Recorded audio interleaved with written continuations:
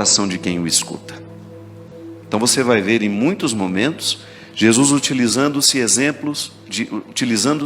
de exemplos da vida do campo, porque ele falava com lavradores, ele falava com pescadores, e essas pessoas só podiam entender se ele falasse assim, com essa simplicidade.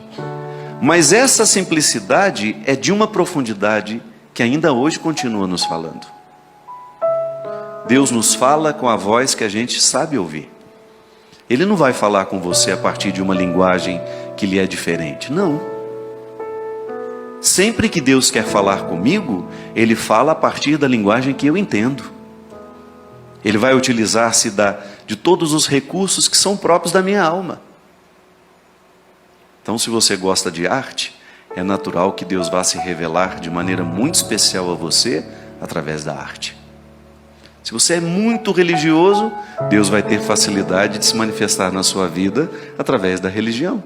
É por isso que a gente precisa ter muita paciência com aqueles que não vivem igual a gente, que não escutam a mesma voz que nós escutamos. Fica tranquilo, mais cedo ou mais tarde Deus falará com aquela pessoa com a linguagem que ela sabe ouvir.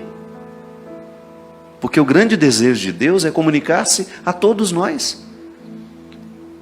Você como pai, você não precisa falar linguagens diferentes lá na sua casa? Você como mãe, tem 5 filhos, dá para falar igual com todo mundo? Não. Seria uma tolice da sua parte querer falar com todos os seus filhos, utilizando-se da mesma linguagem. Você fala de um jeito que o seu filho, aquele específico, entenda.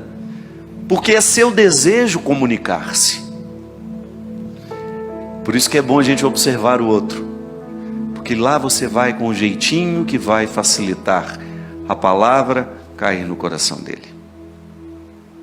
Quando eu falo a palavra, é o dia a dia, não estou falando só da palavra de Deus, não.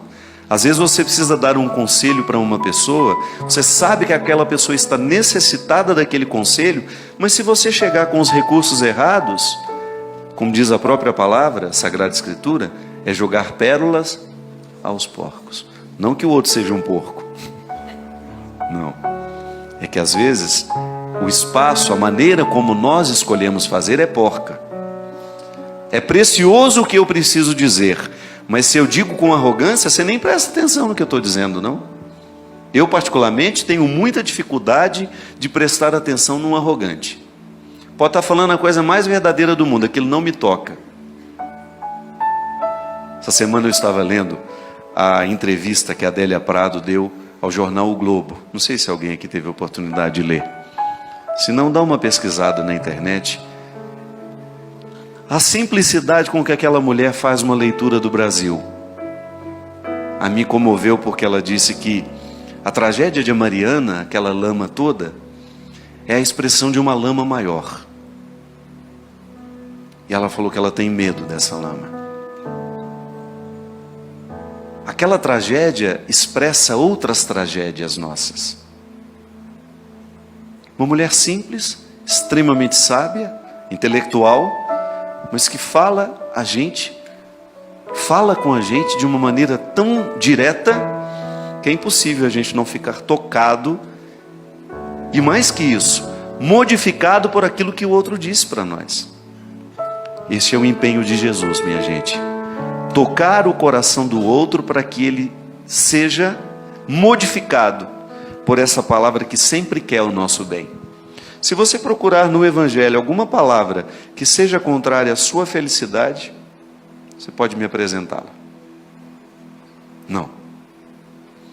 Toda e qualquer palavra dita por Jesus é sempre favorável ao crescimento daqueles que escutam. Até quando essa palavra é mais dura. Porque você também, como mãe, sabe que apesar de todo o amor que você tem pelo seu filho, a palavra dura faz parte do processo educativo. Não tem como você amar o seu filho e educá-lo sem a palavra dura de vez em quando. Mas aí você encontra o formato certo para dizer a palavra dura.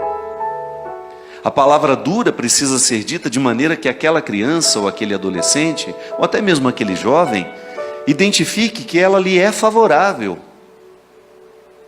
Sim.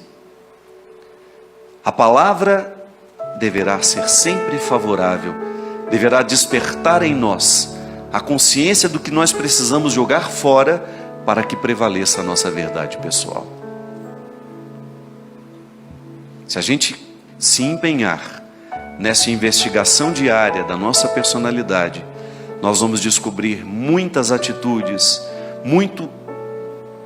muitas coisas que foram colocadas sobre nós, que são um obstáculo para o nosso crescimento pessoal. É por isso que a conversão, minha gente, só é possível àquele que se dispõe a ser verdadeiro.